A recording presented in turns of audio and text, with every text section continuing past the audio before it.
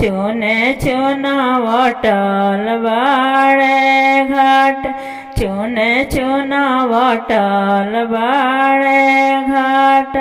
तीन दिन के भूखले तिवैया भइले जलावा में खड़ भइले जलावा में खड़। ताही घटिया सुतेली छठिया माई गोड़े मोड़े चादरी तान गोड़े मोड़े चादरी तान।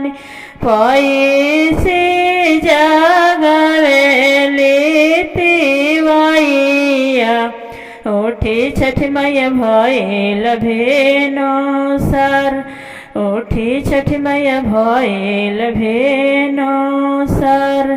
छठी मैया उठी के बैठली काहे तिवई जलावा में खड़।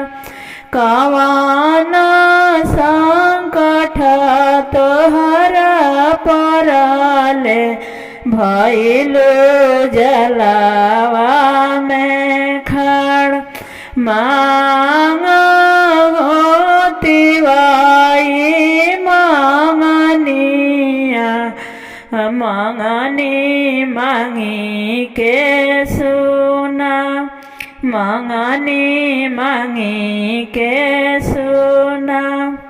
जो तोहरा हृदय समाई है ओहे तिवई मांगी के सुना। पाँच पुत्र एक पुतरी छठी मैया हमारा के दी छठी मैया हमारा के दी। का करबू पाँची गो पुतवा का करबू पाँची गो पतोही का करबू एगो पुतरिया का करबू एगो दामाद। सभावा के मालिक होई है पुतावा पतोहिया घरवा के सिंगार पतोहिया घरवा के सिंगार।